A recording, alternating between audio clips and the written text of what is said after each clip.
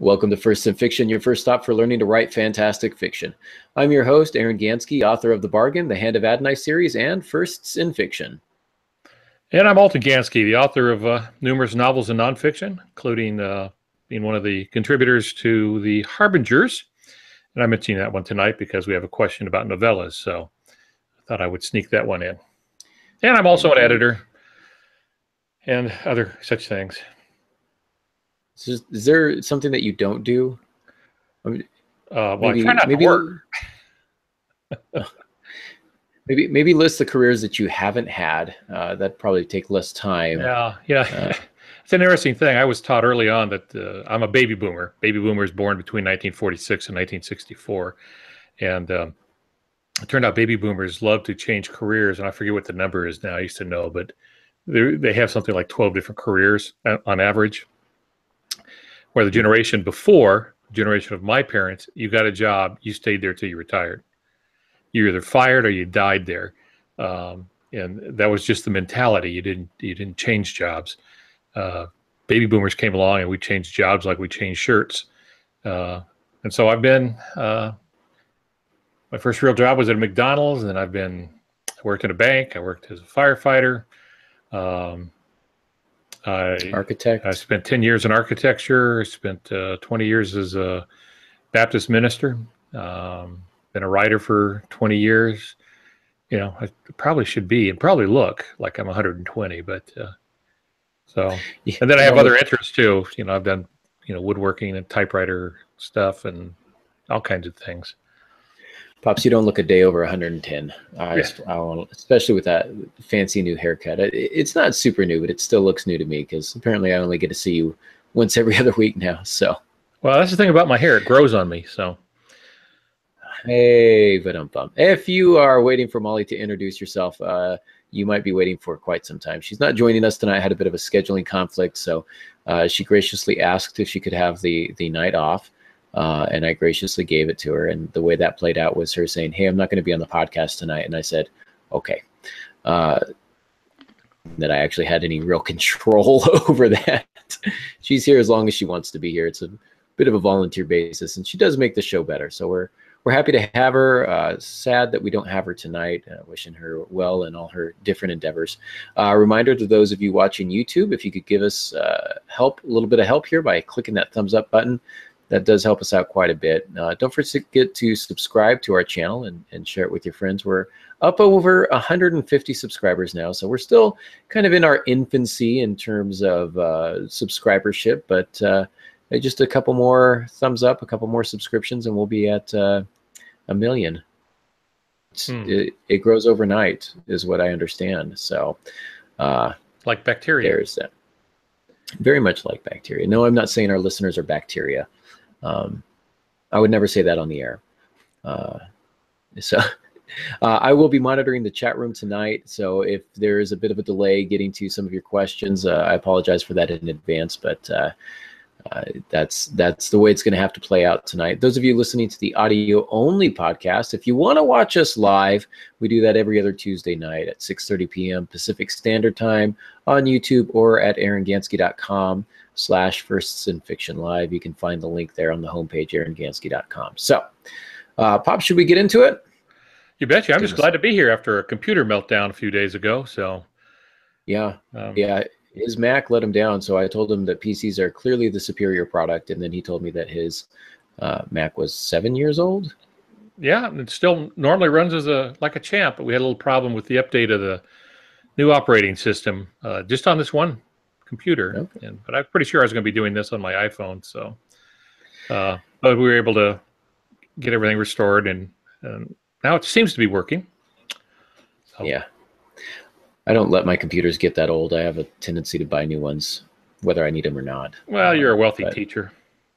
As a writer, I mean, it's a tax write-off. It's part of the business, right? So that's right. Speaking of novellas, our question is about novellas. Pops, I want to let you know I've torn into the Harbinger series finally. Finally got around to that. Finished up book 1 not too long ago and just cracked open book 2 today. So making my way through that. I'm not horribly scarred. I'm wading through it. Yeah.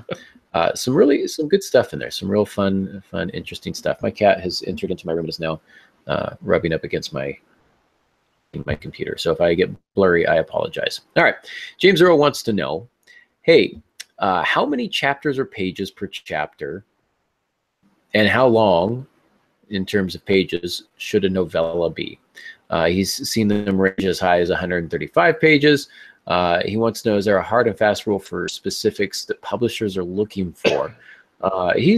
James always has some good questions, and I don't think that there's really a hard and fast rule. Pops, you're going to be a better judge of this, but in terms of chapters and how many pages per chapter, etc., I've seen chapters as small as a page. I've seen some that are less, like a paragraph or a sentence. Those are few and far between. Most of them are going to run from a couple of pages to 2, 3, 5 pages. Some go as high as 10 or 15. In some epic fantasy, you might see them as 25 pages or more. It really just kind of depends what genre you're writing in, what the project looks like, what your personal preference is in terms of writing, how your story is taking shape. Lots of real variables. I don't think no publisher is going to go through and count the number of pages in a chapter and say, well, you only have 7 pages per chapter and there really needs to be 8, so we're going to reject this. No one's going to do that. They're just going to find and feel the natural ebb and flow project, and chapters are a way to structure your novel in such a way that you can end on a type of a cliffhanger perhaps and keep your readers interested, or you can kind of wrap up one story thread as you begin another. Chapter breaks are good for that. So think of the chapter break as an opportunity to provide structure for your story or your novella. In terms of novellas, again, I don't know. I always say between 50 and 100 pages is a novella, but again, that seems really arbitrary. And I just think it's more a publisher by publisher. I think basically anything that's less than 100 pages is probably going to be seen as a novella. Though you'll look at things like Old Man and the Sea, Of Mice and Men, both considered novels, both less than 100 pages. So, I mean, it just really depends on a variety of things. Pops, you know more than I do on this subject. What are your thoughts on it? Yeah, it will vary. What people may not know, and our listeners may not know, is some of these guidelines come from literary contests. First of all, a novella is from the Italian. It's the feminine Italian of novello, which is the masculine. And the idea then is that it's smaller. That's really what it means. It means a small novel. As you mentioned, there are some novellas quite famous that usually referred to as novels, but they're quite short. Animal Farm is one. You mentioned one, The Old Man and the Sea. There's really quite a few. There have been some science fiction ones. I think H.G. Wells did some that would be considered novella size.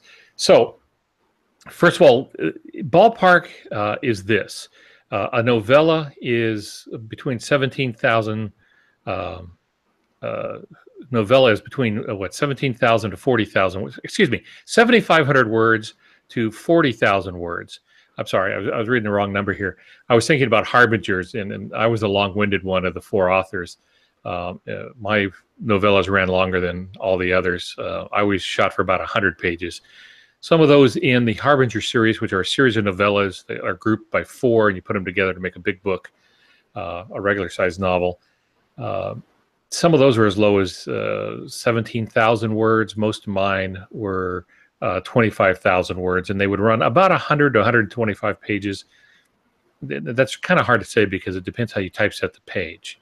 So it's best to think in terms of words. So most contests, if you're thinking like maybe from science fiction, the Nebula Award, which is very famous, they say 7,500 words to 40,000. Anything less than 7,500 words would be called a novelette, which you don't hear that term very often anymore. It's kind of, most people don't like it. It sounds demeaning to them. But so, you could say 20,000 words, but you could see it as high as 40,000 words, and I think that's what he's talking about, seeing something in the neighborhood of 135 pages or so. So it's not really hard and fast.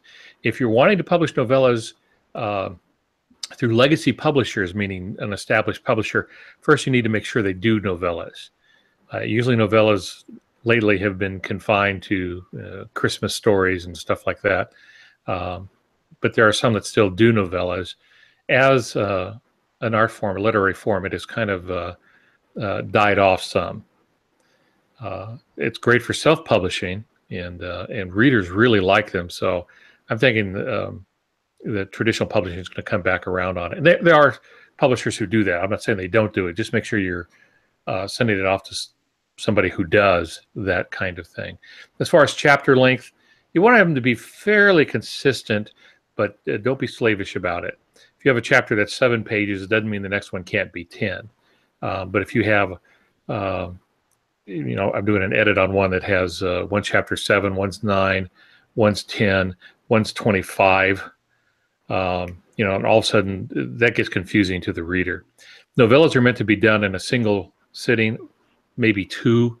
And so you want things to move along quickly. So I suggest keeping the chapters fairly short, and then always have a little cliffhanger to make it a page turner, so it'll move on to the next chapter, and it just improves things. And there are people who've made a living out of, in regular size novels, of turning every scene into a chapter. And that's what you're talking about. Like with Patterson, sometimes you get half a page is a chapter. Really what he's doing, he's numbering his scenes. He doesn't have chapters per se. So, but you do that, and that's called cinematic style. It's like watching a movie. You're going from scene to scene to scene to scene to scene. Usually there's no chapters in a movie. It's just a series of scenes. Some people do that in books. There's really nothing wrong with that, especially if they're action adventure. Makes for faster reading. I'm actually doing a novella with Brimstone, and my series. It's going to be kind of a 5. It's going to take place after the events of book 2, but before the events of book 3. And so it's kind of interesting going through some of this and asking these questions because it's relevant. I'm going to have a novella too. It's just going to be electronic only. I don't think we're doing print with it unless the demand is super, super high for a print version. But it's something that came about because I was a wee bit over my contracted word limit. It's 10,000 words or so. And so they said, well, you can, or we can do something else. And they actually offered, they said, is there a way that we can pull some of this out of book 3 and turn it into a standalone novella? And I thought, that's a really fantastic idea. So keep your eyes peeled for that. I'll try and keep you guys updated as that gets closer to publication and release and all that kind of stuff. But it's a great little story. I was doing it, as you said, Pops, scene by scene. Each scene was a chapter. And then I had the conversation with my, do we want to do it this way? These chapters are really short. There's a lot of chapters. Is this the way that you want to handle it, as opposed to the Hand of Adonai series where you typically had longer chapters? You'd have a chapter that covered 3 or 4 different scenes, and here you just have 1 scene per chapter. So in order to remain consistent with what we'd established with the rest of the series, multiple scenes per chapter, unless the scene was long. So if the scene was long, it was just one scene, 1 chapter. But if they were 2 shorter scenes, I'd put them together into a chapter. So there's all that. So the first novella I did was for a Dutch company. For a while, I was big in the Netherlands. Not here in the States, but in the Netherlands for some reason. And they wanted me to do a novella, and it was really tough for me to reduce everything down because I'm used to book-length novels. Now, I love novellas. It's a great art form. It's a lot of fun to write. So I think, I'd like to see more. I like reading novellas, but it was a very difficult thing for me to do. Now, I still use 3 acts when I do it. In my mind, and when I do just basic outlining on it, there's going to be 3 acts. They're just shorter. An act is a percentage of the overall book. There's no particular number of pages. So if you do a 100-page book, then first 25 pages is probably going to be Act 1, right around there. Next 50 pages will be Act 2, and then last 25 pages will be Act 3. And that just helped me out by keeping the plot moving at a decent pace. So they're fun. Love novellas. I'd like to see them return even more. And some of the great writers were novella writers. Agreed. And a lot of our most famous novels would be qualified as novellas today. So nothing wrong with it. There's definitely a place for them. So let's move on to our topic for tonight. Brace yourself. 4 things you must do. Now, we've covered a lot of topics here on First in Fiction. We've talked about beginnings and endings. We've talked about voice. We've talked about famous writers, other than ourselves, of course, and scores of other topics. But tonight, we're going to talk not about what goes on the page, but what goes through the writer's mind. And that's of equal importance. And it's something that we don't always talk about. A lot of writers don't always talk about it. And I think sometimes that's a bit of a disservice to the writer community because we all think that we're weird. Turns out we're all weird together. So, and especially when we think about how discouraging writing can be, it can be rough. It can be tough. And so we want to find ways to persevere through that. Ernest Hemingway said, "There's nothing to writing at all. All you do is sit down at a typewriter and bleed." And it feels like that sometimes, really does. Sometimes it feels like a trip to the dentist. Now, Pops, a couple of years ago, you delivered a keynote speech at a writers' conference called Brace Yourself, 4 Things You Must Do. Good news is we talked about it, about having you just go ahead and deliver the speech. And I was really adamant that I don't think we should. You still wanted to push for that speech, if I recall. But I think that's probably not the right format for what we're going for here. But it's tough. We arm wrestled. Digitally arm wrestled for minutes over this, and but I won. So Pops, you've been doing this whole writing thing for a couple of decades now. Somebody with your experience you probably don't get discouraged much anymore, do you? Yeah, I want to bet. By the way, we really didn't have that discussion. I've delivered public addresses. I think it's something like 5,000 times. In my life, I really don't need another time to stand up and put out a lot of hot air with that. No, I get discouraged. I get discouraged all the time, and it's not unusual for writers to want to give up. I've always told my writing students, you can quit whenever you want. You can't stay quit, but you can quit whenever you want, just as long as you come back to it. So sometimes that's what we have to do. To give you an idea of this, I'm going to read something written by a fairly well-known writer. And in a minute, I'll tell you who it is. Here's how he described a writer. He said the writer he is a man of 35, but he looks 50. He is bald, has varicose veins, and wears spectacles, or would wear them if his only pair were not chronically lost. If things are normal with him, he will be suffering from malnutrition, but if he recently had a lucky streak, he will be suffering from a hangover. At present, it is 11:30 in the morning, and according to his schedule, he should have started work 2 hours ago. But even if he had made any serious effort to start, he would have been frustrated by the almost continuous ringing of the telephone bell, the yells of the baby, the rattle of the electric drill out of the street, and heavy boots of his creditors clumping up the stairs. The most recent interruption was the arrival of the second post, which brought him 2 circulars and an income tax demand printed in red. Needless to say, this person is a writer. And George Orwell wrote that, and it was compiled in a book called Confessions of a Book Reviewer back in 1946, just a few years before he died. And he's just really outlining the ups and the downs and some of the problems writers face every day. And we go through that. It might not be identical to that. You might be wealthy, sitting on a pile of cash, and so you don't have the money problems.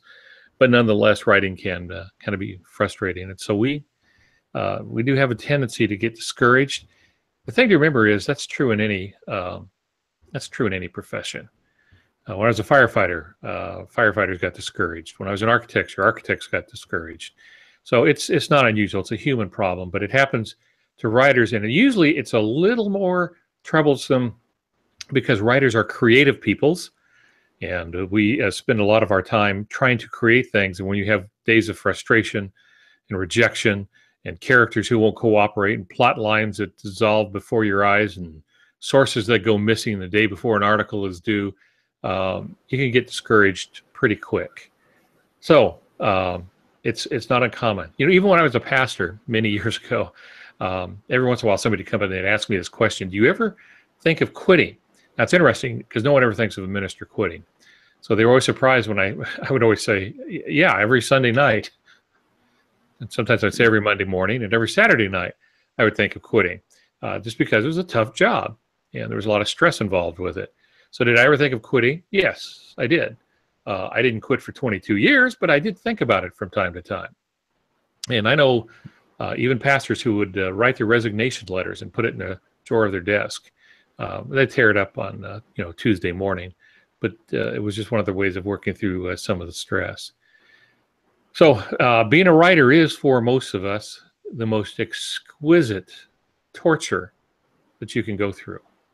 And the reason is we lay bare our backs to the whips of deadlines, small advances, comments by reviewers who have never written a book, and a few times perhaps have never read a book. Why do we do it? It's because we love it, and because we believe it makes a difference, and so we do it.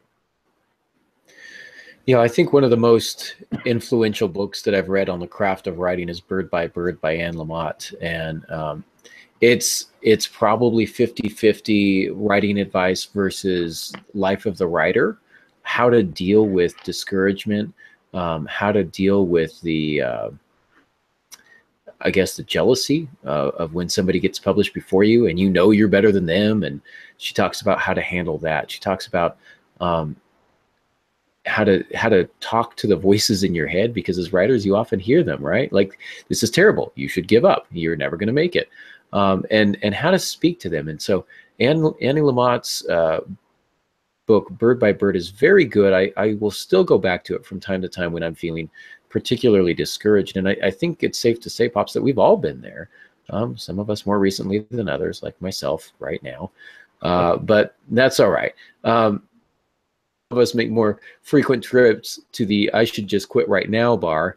But I know what keeps me going. Each of us may have something different that keeps us going. I know what keeps me going. But we probably have some listeners who are wanting to throw in the towel right now. What advice do you have for them? Well, I want to give them four things. That's why we call this four things you must do. Stand firm is our first one. That's your first choice. And you're going to hear me say this over and over again through this cast. And that is the word choice. One of the greatest gifts we have been given is choice. If you have choice, you are a wealthy person. It's when all your choices get taken away from you that you really feel impoverished. So you may not have the biggest house or the fanciest car or anything like that, but as long as you have choice, you still have a great potential. So all of these points are going to be dealing with choice. And the first choice is to stand firm. Standing firm does not happen by accident. It is a frequent choice. How often should you commit yourself to standing firm? At least once a day. And if you're going through rough times, maybe every hour, but you keep choosing to stand firm. It's a decision that can't be made once and lasts for eternity. It just does not do that. It is a present tense choice. Today I decide I will stand firm. I don't worry about tomorrow. I don't tell myself tomorrow I will stand firm. Today I will stand firm. It is a lifelong pursuit for the professional.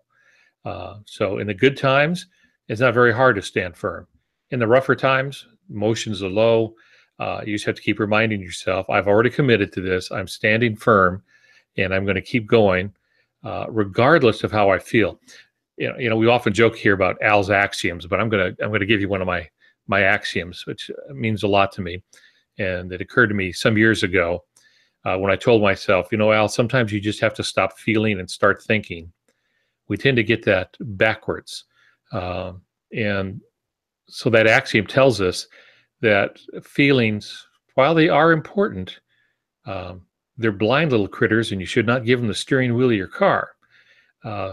you feelings can mislead you. You can change your feelings with your diet. The old stereotype of somebody who drinks too much and just gets, stinking drunk and starts weeping, and all these emotions come out because alcohol is a depressant. So that's not unusual. Feelings are fine as long as they're the seasoning of life, but they're not the meal. The thinking is what matters. And sometimes when you're in the low spot, you have to stop thinking about being in the low spot and start doing something, start thinking. And the first thing you do is you decide, I'm going to stand firm. So that's what it means. Standing firm means pushing through the depression, pushing through the setback. And listen, everyone's had it.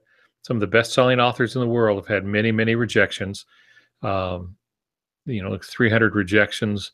One of the wealthiest men in the world, I was just reading this, was he failed his, in China, you have to take tests to move into certain grades.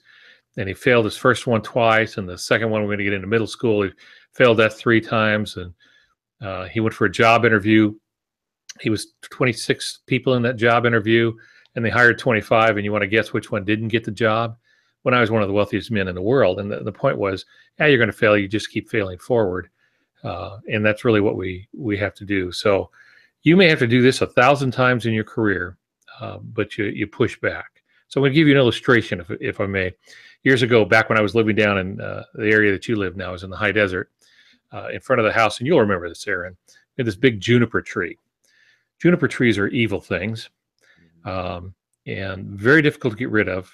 They're great for hiding snakes, and they're great for hiding certain insects that no one likes. And so we were trying to get rid of one that was very close to the house. And I tried everything. I tried the cutting, the pulling, using the truck, all of it. I couldn't get it out. Well, I had someone on the property using a backhoe for something, and a little idea occurred to me. Now, I know we have a lot of listeners who are of the female persuasion, and they might not understand this, but there's a thing about men, and we're not that easily manipulated unless, of course, it involves our pride, and then you can play us like a fiddle. And so the guy operating the backhoe stopped for a little bit, and I was chatting with him, and I started talking to him about this juniper tree. I said, man, that thing is so tough. I don't even think you can get it out with this backhoe. In fact, I'm sure you can't. The backhoe is just not big enough. It's going to take something more than that. He goes, no, I get it. I'm pretty sure you can't. Well, that was all we needed. And 2 hours later, he did have it out, but it took him 2 hours to do it. That juniper tree did not want to leave, did not want to quit. And ever since then, I've used that as a reminder to myself that once you decide you're staying, you make sure it's going to take something like a big backhoe to move you. So you stand firm. 2 things you have to have. You have to have craft, and we can teach you that. We do that here on this podcast or other podcasts. There's writers' conferences to go to. There's plenty of how-to books. Okay, so you can learn craft. You can just take good books and study them, and you can learn craft. So we can teach, of those 2 things, we can teach the craft. The other thing you have to have is tenacity. And no one can teach you tenacity. That's just something you have to do. So standing firm is a choice you make, and that's the first thing you must do. You must decide to stand firm. Yeah, that's definitely good to hear. We need to remind ourselves that. I think we think that sometimes, but we need to remind ourselves because it does get difficult.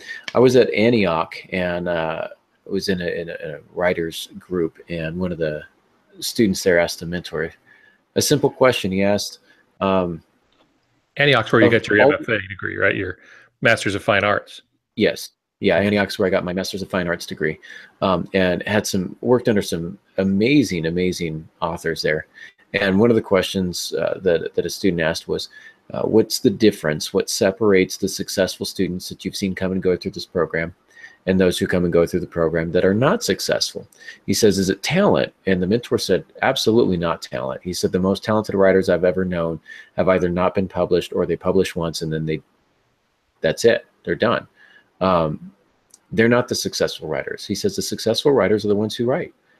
They write one novel, and then they write another, and then they write another. He says he's seen too many writers, talented writers, that will publish once, maybe twice, and never write again. It's very easy to give up. And I wrote some years ago a blog post called "The Habit of Art," and this is something that Flannery O'Connor talks about, that we've talked about on the show, about developing a habit. In order to develop a habit, you have to do something over and over and over again. Writing should become habit for you. If it doesn't, then it's very easy to stop. It's like exercise. If you exercise for a day or two, and then you feel like not exercising the third day, it's really easy to not exercise the fourth day and the fifth day and the sixth day, and before long, it's been months. And so it's important to continue to do something even when you don't want to do it, just to kind of develop that habit. Pops, as you might say, to put down those roots like a juniper, to stand firm and resolve that you are going to continue to write. So we stand firm, got it. Then what do we do? Well, it's your second choice now. And the second choice is to let nothing move you, very close to standing firm.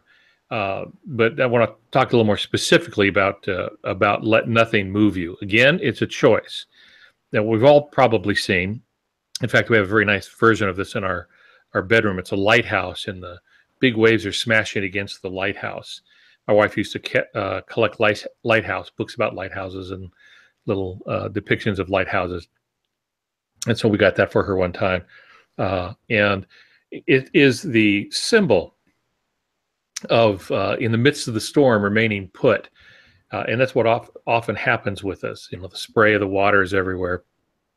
And you just can't figure out why this lighthouse stays there. Well, it was designed to put up with that. There are things in our lives, in our writing life in general, but certainly in our writing lives, that move us. I break this down into two sections.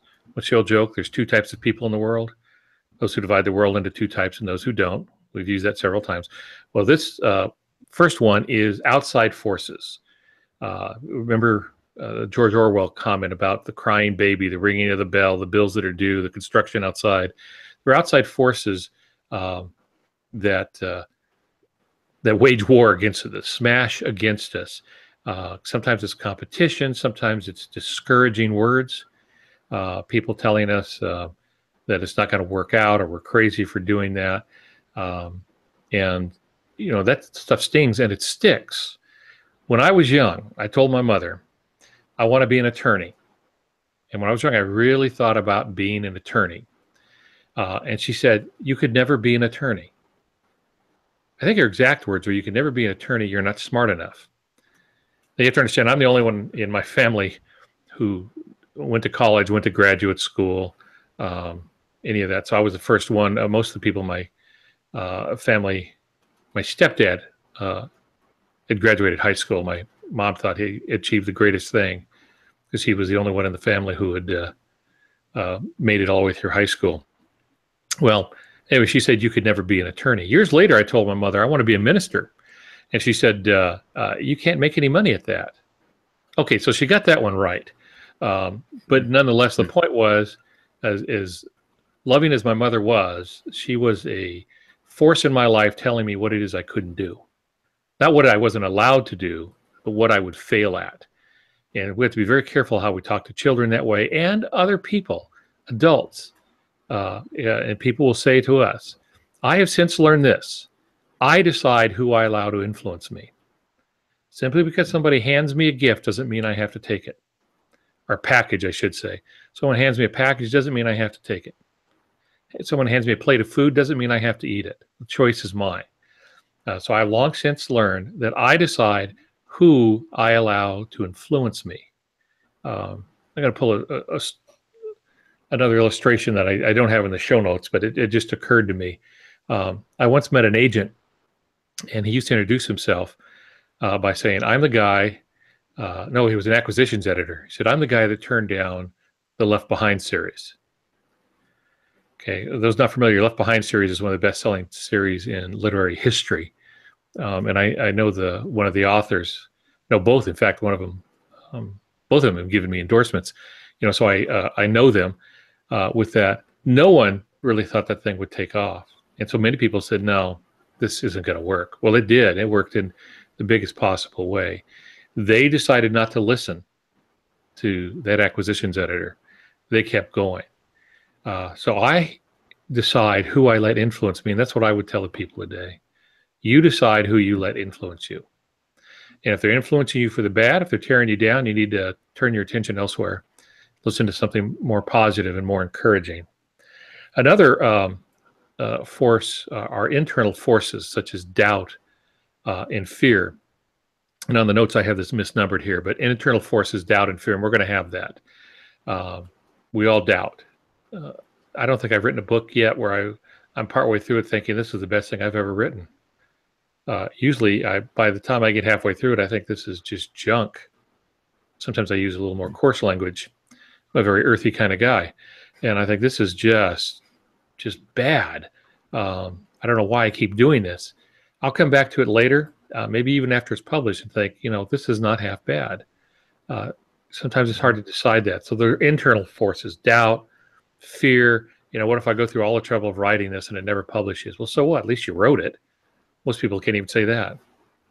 So I say that to maybe bring up this illustration. It was back in 1971 on Earth Day. Earth Day's been around a long time. And there was a cartoonist named Walt Kelly, and he's the guy that created Pogo. Now, you got to kind of be an old person to remember Pogo. But it was very popular. It was in most of the newspapers of the day. You remember newspapers? Heard of those, have you? I've read about them in history, online digital texts. Yeah, Smithsonian has a couple of them, examples of them. But anyway, they used to have cartoon pages, and Pogo was one of them. And on Earth Day, these are swamp creatures, and they're all standing around, and the swamp is just filled with garbage and throwaway stuff, and it's polluted as can be. And Pogo, who's the star of it, says, "We have met the enemy, and he is us." And the idea is we're responsible for the pollution of the world, and we're the enemy that's attacking ourselves. Same thing with writers. Let's face it, often we're our own worst enemies. I don't know if I've brought this up. You can remind me if I have. But the most common encouraging thing I tell myself, my motivation is, "Shut up, Al."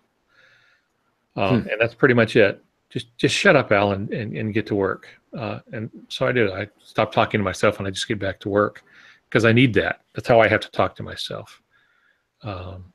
Then there are life issues, and I need to make this point. Life issues are often more important than writing. Writing is not the end game. Writing is what we do, but it doesn't give us our humanity. So children, very important.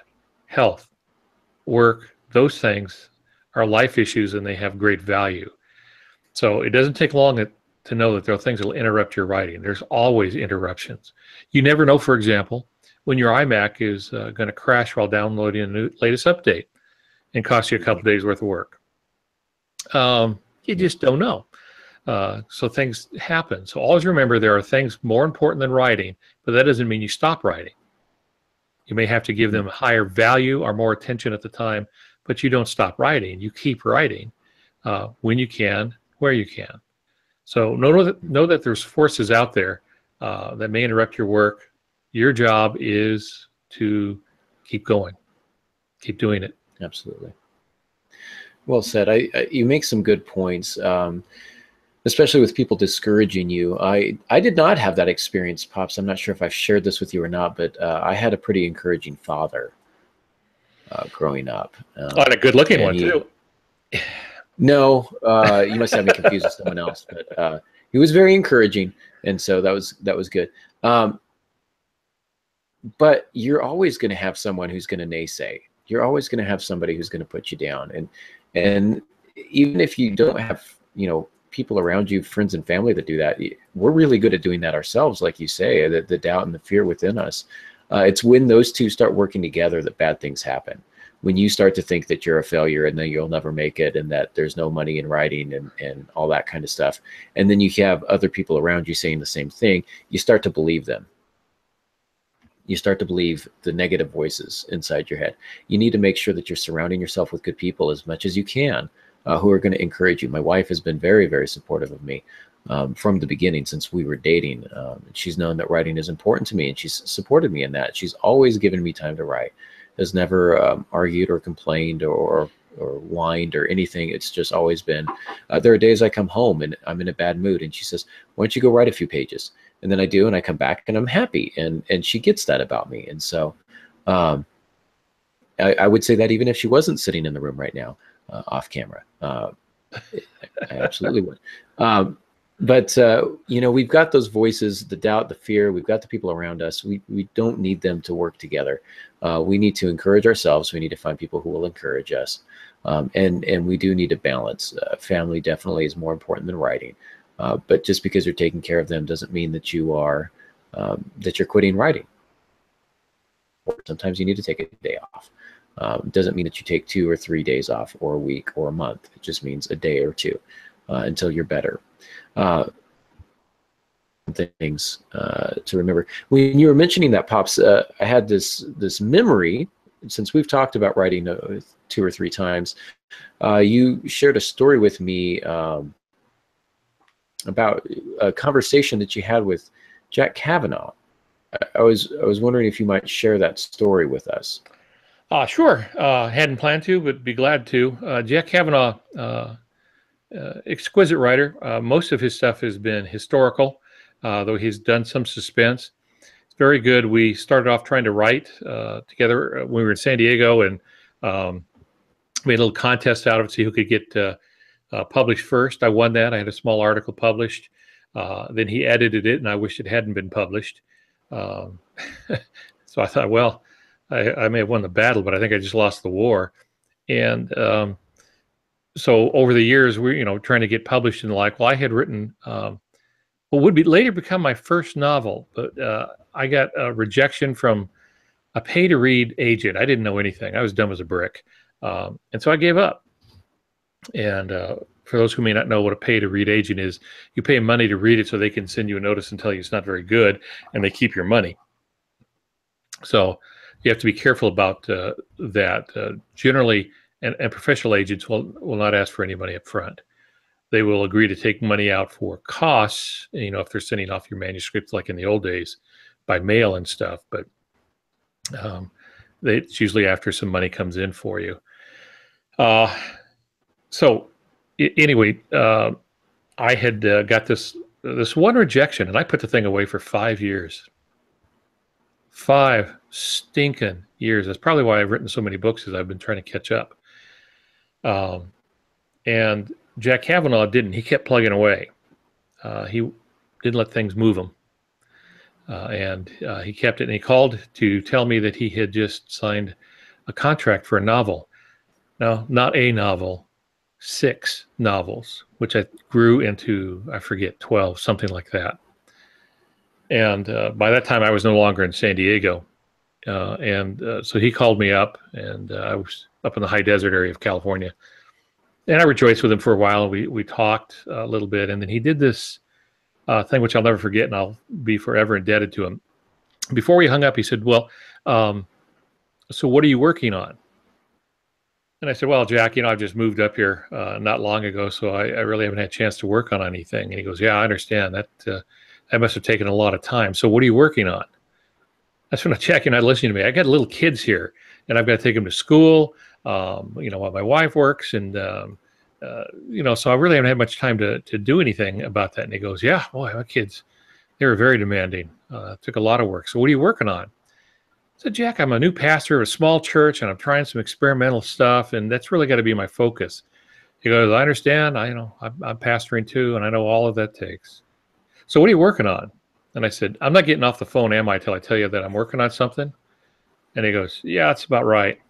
And I said, okay, I'll tell you what, I'll take the book off the shelf, I'll rework it, and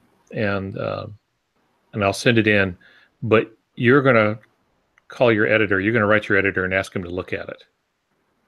There's no guarantees in that, but you say, yeah, we at least look at it. And so I did, and it was bought by a company called Victor Press back then. Mm-hmm. Later became Chariot Victor, and then I think it was bought out by someone else. That's what they do in publishing. One cannibalizes the other. But anyway, and that was my first book by my hands, which I've republished, and it's still out there. It was my first effort at it. And the reason is, instead of listening to the negative, Jack Kavanaugh stepped up and kicked me in the butt and would not let me off the phone until he was sure that I was going to pick up the pen again. And now, over 50 books later, I can trace it all back to that one phone call. And it's important to have those people in your life. You got to have somebody who's going to be able to encourage you. So that's a great story. I love that story. Very, very powerful stuff. So, all right, Pop. So we stand firm. We let nothing move us. What's our third choice? Third choice is to give yourself to the work. You know, one of the things I really admire about musicians, I have no musical ability. I can play the radio, and that's about it. I can play the television, but I tried musical instruments. I played the saxophone for a while, and then they passed legislation banning me from the saxophone. I played trumpet for a while, and, you know, angry mobs gathered outside the house. So I really have no talent when it comes to creating music. I understand it, I love it, but I don't have, I tried playing guitar for a while. Yeah, it just didn't work. But what I admire about musicians is they give themselves to that work. They love it. And they love what other people do. And to me, that has always been an encouragement that we should love what other writers do. Well, give yourself to the work. And what I mean by that is you must love the work even when it's unlovable. There are parts about writing we just don't like. I used to think I would hate rewriting. That's become one of my favorite parts, but I had to learn that. It was an acquired taste. We love the work because we understand that it makes a difference. You must learn to appreciate rewriting as much as writing. So you give yourself over to that. That is probably one of the most important bits of writing you will do is when you start rewriting. What's the old line? You haven't written till you've rewritten. And that's true for every writer. I think I've told this story too. Somebody told me I never rewrite. I said, well, how much stuff have you sold? Well, I haven't sold anything yet. And because I don't always have a lot of common sense, I said, I doubt you're going to sell anything until you learn to rewrite. And I still don't know if he ever has. You believe that what you do has value, and writing does. The Civil War was in essence started by a novel. A lot of folks don't realize that. Child labor laws and reform started in Great Britain because of Charles Dickens. He didn't set out to do that, but he used the plight of children in the 19th century as the story, the plot in his book, and that woke up a lot of people. And on it goes. It's true for nonfiction too. Much of the ecology movement began when somebody began writing about DDT and its effects. And she took a lot of grief for that, but she changed the world by writing. So it has value, even if you're just writing for entertainment. You know, if I used to love reading the science fiction writer Spider Robinson. He did this whole series called Callahan's Bar. Funniest stuff I've ever read. It is not high literature, but it made me smile. And at times that's what I needed. I needed a chuckle or two. So it was medicinal in that fact. And then you must remind yourself that others have made it as writers, and they face the same challenges or even greater than what you do. So you just have to remind yourself that others have done it. And if they've done it, you can do it. You just have to keep learning and not give up. So you give yourself to the work. You have to value that work enough to make some sacrifices. One of my favorite illustrations is about a Canadian astronomer named J.W. Campbell. And for years, he traveled the globe trying to observe a solar eclipse. Now, we had one in the United States. We have eclipses all the time in the United States. But this was going to be a full solar eclipse over much of the United States, which doesn't happen all that often. And he wanted to photograph this. And so he traveled around the world wherever there was going to be a good solar eclipse. And every time he did, there was overcast, and he couldn't take photos. They couldn't observe it. He did that 12 times before he had any success. So imagine ponying up all this money, packing up, leaving your family to travel to the distant parts of the world to try to do something and have it taken away because of a cloud layer.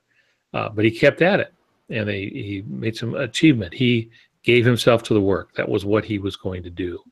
And that makes all the difference. And it's the same thing with writers. Writers, the best writers I know, study writing. I mean, they study other writers. If another writer's doing something that's great, they love it and learn from it. They just give themselves to doing that. It matters to them. Yeah, and I think we all start in the same place where we've, I I don't think there's been a single writer in the history of mankind that has just been sitting around thinking, well, I've got nothing else to do. I'm independently wealthy, and I don't have a job, and I'm single, and I'm just going to go ahead and write a few novels. Most of them, you got veterans that are writing. You've got people with full-time jobs and families. You've got all of that. Christopher Paolini, wrote his book when he was, I don't know, something like 13 or 14 or something like that. Well, he's still in high school, and exactly a small book that he wrote. And so, high school takes a lot of time too. And and like you say, it's a labor of love, but it's still work. And so giving yourself to it, like you say, Pops, very important. Like we've talked about, developing the habit of art, writing even when you don't want to write. I would even say maybe tricking yourself into thinking that you like the working part of it, because there's always something that we have to do as writers, or a particular set of edits or whatnot. And by the time you get the 9th round of edits back, and you're like, I just don't want to read my novel anymore. I hate it. It's just so awful. Try and trick yourself into it. Oh man, I get to read my novel again. This is going to be exciting. I'm going to make it better. I'm going to make it stronger. I'm going to find some ways to tweak it and just make it that much better. It's tough to do, but you can still kind of do that fake it till you make it principle, where if you pretend to love something, eventually you might actually come to love it. You want to learn from others, as you said as well, Pops, that have had struggles. How many times was King rejected? I mean, King threw away Carrie. He threw it away before it was published. And his wife had to pull it out of the trash can and send it off one more time. King was so discouraged. J.K. Rowling, we know the story there, and how many times she was rejected, and she kept at it, writing in a one-room apartment. In Herman Melville died in poverty, and all of these types of writers. Congratulations, you're in really good company, because some of our best writers are the ones who don't have time, who have had to make the time, who've had to make the sacrifices, who've been told that they're not good enough, they're not strong enough, and yet they did it anyway. And that's where you can be. You remind me of something, and I hope I have this story right. When Stephen King would do writers' conferences, he doesn't do them now. He's I don't think so anyway. But early on, if he did a writers' conference, to get in his class, you had to bring a rejection slip. I always thought that was fascinating. The idea was, if you had not written and submitted and been rejected, you weren't trying hard enough. You didn't take the work seriously. So that goes back to giving yourself to the work. And I think I had read, maybe it's in his book on writing, that he used to take his rejection slips and put them on a nail. And then when there's too many rejection slips on the nail, he put in a spike so he could put more rejection slips on there. Yeah, it happens all the time. And that's part of it. One of my favorite stories is Stephen King was rejected by, his name will come to me in a little bit. He was the primary writer and the producer for The X-Files, Chris Carter. Chris Carter, yeah. And Stephen King was on a talk show with David Duchovny, played Mulder, and Duchovny said, you could write a great X-Files episode. You need to do that. And so Stephen King said, I'd like to do that. And Duchovny made the connections there. Stephen King wrote a teleplay for X-Files, and it was rejected. Chris Carter rejected him. He rejected Stephen King, who by this time is the best-selling author in the United States and in most of the world. So Stephen King's a professional. He rewrote it, put it back. And Chris Carter rejected it again, and then rewrote it himself. And the one you see in X-Files is largely changed by Chris Carter. Did Stephen King give up writing? Of course not. He kept writing away. Sometimes it happens. Everybody gets a rejection. We get a bunch of them. Even when you are Stephen King, even when Stephen King was Stephen King, he got rejected. Yeah. So, Dave is asking in the chat room. He missed what was the book series that made you chuckle? Too. Oh, Spider Robinson, Callahan's Bar. There's a series of them. There's a group of them. They're a little adult at times, but they're just, it's about a bar, and anybody, the people who show up at the bar all have some kind of need. So Jake, who's the star of the series, he did his own brake job on his car, and the brakes gave out and killed his family. And so he's always showing up there to get drunk. And you have some need, you end up at Callahan's bar, and you don't even have to be human. They have a talking dog, they have time travelers, they have people from other planets, and they all hang around and they buddy up. They have a pun contest, which is just absolutely hilarious. So there's a lot of humor in it, but there's a lot of heart in it too. So always enjoyed that. I've read the first one on your recommendation. Very much enjoyed it. So very much enjoyed it. All right, well, we are getting close on time, so we've got one more choice to make. We stand firm, we let nothing move us, we give ourselves to the work, and what's our fourth choice? Yeah, we'll do this one quickly. Know your labor is not in vain. Your work makes a difference. That's really what it is. Know your labor is not in vain. So writing makes a difference in the writer. So if it does nothing but change you, it's been a good process. Writing makes a difference in a reader. I've been changed by writing. I've been moved to tears by writing. Some of my worldviews have been changed by writing, and that also includes nonfiction books. Day One, which has to do with the dropping of the atomic bombs on Hiroshima and Nagasaki, everything leading up to it, everything that happened after it, was for me a grueling read, and I've never forgotten it. I haven't reread it either, but nonetheless, you know, it made me think about a lot of things. Sometimes writing changes the future. I already mentioned that the Civil War was largely started by Uncle Tom's Cabin. And who wrote Uncle Tom's Cabin? I just lost the name. Harriet Beecher Stowe. Yeah, that's right. Daughter of a preacher. And when Abraham Lincoln met her, said, "So this is the little woman that started this great big war." So it might be, you know, it's surprising the changes that writing can make. Writing inspires, it convicts, it educates, it reveals, and 1,000 other things. Even if you're not a bestseller, you'd be surprised how many people will read a book.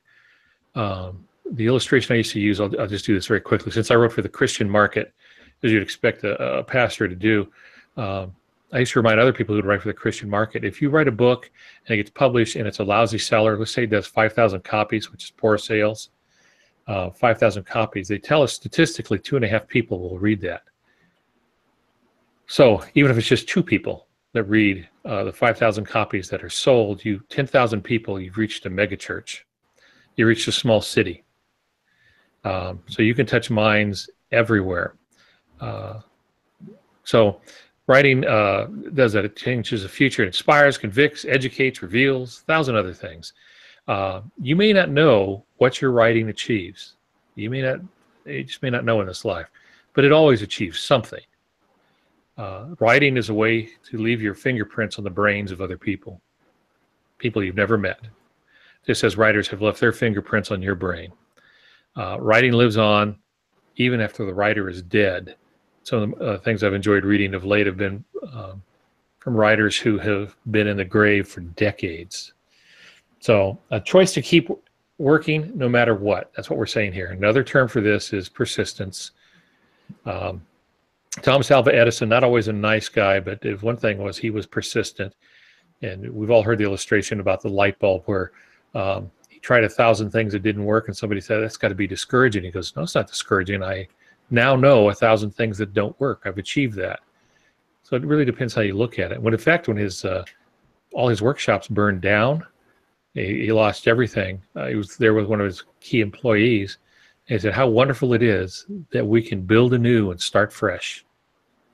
Yeah, it kind of depends how you look at things. Same thing with writing. If you write something that doesn't sell, well, the next one might. It's a chance to start all over again. So those are the 4. Yeah, in education, the buzzword is grit, persistence, doing what has to be done even when it's not fun, rolling up your sleeves and doing it. It's a lot easier to achieve grit, this idea of grit, this persistence, this perseverance, when you know that there is value in your work. And it's hard sometimes to remember that it has value because you don't always see the impact of it. People are not always writing to you. Some of the people who are most impacted by your work are probably not going to write you a letter.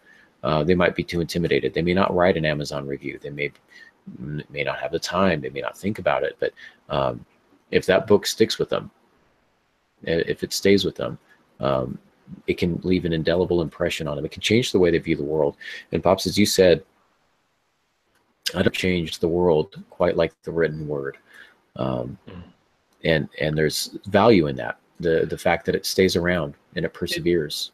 It changes people. And just today, I hadn't thought about using this, but just today, I'm editing another writer's work. I was hired by the publisher to edit this work, and he put it on Facebook. He said, and he mentioned his book. He said, I think you're going to enjoy this. Alton Gansky is editing it. It was his book, A Ship Possessed, that inspired me to write. Well, I wrote that book a long time ago. Long time ago. But he found something in that made a writer out of him, and now he's writing and touching other lives. So it branches out. You just never know. And that didn't happen immediately. That happened, I don't know when I did A Ship Possessed, but, 15 years ago, something like that. More than that. Yeah. That was in the 90s. Could be. My first book came out in 96, so it might have been maybe 2000, 99 maybe. I don't know. I'd have to look it up. Yeah. It was a good book. It's one of my favorites. He's not talking about me, by the way. I wasn't the one who said that book was the one who inspired me to write. Though I will say, Pops, that you are definitely one of my most persistent advocates. So if anybody's read my books, you need to send hate mail to my dad. It's his fault. So if you don't like my books, it's his fault. If you love my books, then it's my fault. So anyhow, that's what we got for today. I feel like we've answered most of the questions in the chat room as we went along. And yes, Dave, the photo of A Ship Possessed is over my father's right shoulder, hanging out there, as you can see. And they all say, Pops, that you're very encouraging. Oh, nice. I'll go ahead and agree with them. Yeah, I'll agree with them. So we do thank you in the chat room for joining us. Dave was there, Lawrence, Stephen kind of popped in and out occasionally. Sophia was there and active, and some good conversation. So appreciate having you guys all along to talk with us. And we do thank you for joining us. Next week, we're going to start looking at particular genres, focusing on particular genres and what you can expect from those. We're going to look at fantasy next time, so that should be a lot of fun. So don't forget, in the meantime, go ahead and ask the author at aarongansky.com, or you can do it on Facebook or Twitter or wherever else you can connect with us on social media. Leave a comment on the YouTube if you need to.